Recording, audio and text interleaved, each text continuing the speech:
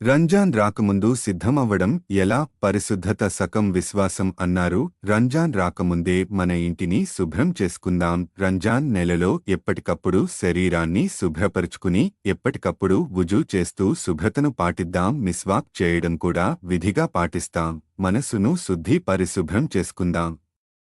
మనసులో ఉన్న కల్మషాన్ని, కోపము, ద్వేషము, అసూయను మనస్సు నుండి తీసివేయాలి. మనకు నచ్చని వారిపై ఎంత ద్వేషమున్న వారితో మంచిగా పలకరించుదాం. నిశ్చయంగా దువా, తౌబా అంటే పశ్చాత్తాపం చేయడం. మనం ఇప్పుడు వరకు ఎన్నో నమాజులు వదిలిపెట్టాము. మనకి ఎవరూ చూడటం లేదని ఎన్నో హరాం పనులు చేశాము. వాటన్నిటికీ దైవం దగ్గర తౌబా, పశ్చాత్తాపం చేసుకోవాలి.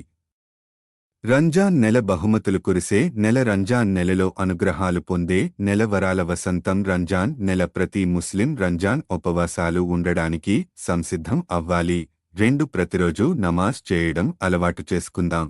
నిత్యం 5 సార్లు నమాజ్ చేసేందుకు ప్రయత్నిద్దాం. నమాజ్లోని చదివే సూరాలను ఏ తప్పులు లేకుండా సరిచేసుకుందాం. మనం చదివే సూరాలను అర్థం చేసుకుని వాటిని ధ్యానంతో చదువుదాం. నాఫిల్ నమాజులు ఎక్కువగా చదువుదాం. నాఫిల్ నమాజులు చదవడం వల్ల దైవ అనుగ్రహం పొందుతారు. నఫీల్ నమాజుల్లో పెద్ద పెద్ద సూరాలు రాకపోయినా సూర్ ఇఖ్లాస్ ఎన్నిసార్లు చదివితే అంత పెద్ద సుర చదివినట్లు పరిగణలోకి వస్తుంది. నాఫిల్ నమాజుల్లో సుర ఇఖ్లాస్ ఎక్కువగా చదవడం వల్ల దైవానుగ్రహాలు ఎక్కువగా పొందుతారు.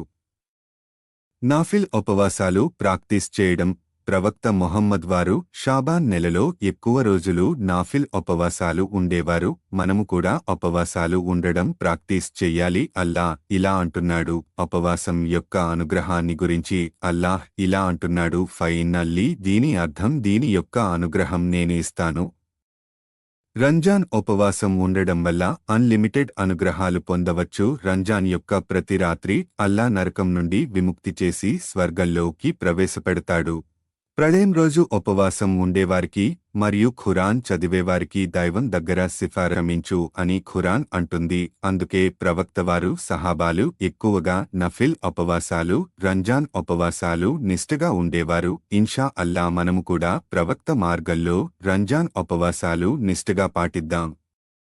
మనం ఎన్నో అనారోగ్యాల నుండి ఉపశమనం పొంది మహోన్నతమైన ఆరోగ్యాన్ని పొందుతాం.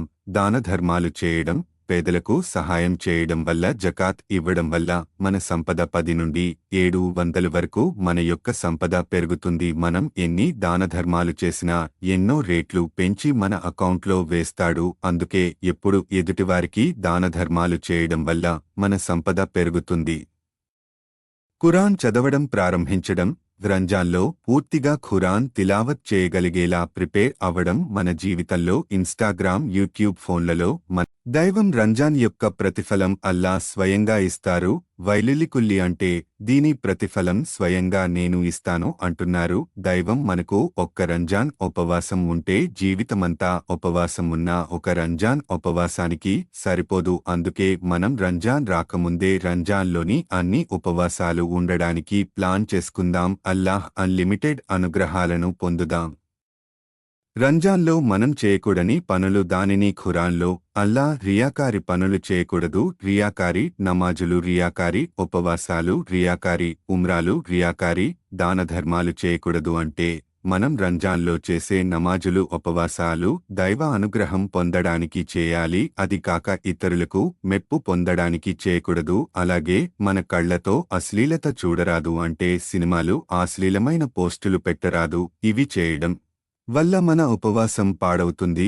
మన చెవులతో పాటలు, మ్యూజిక్ వినరాదు.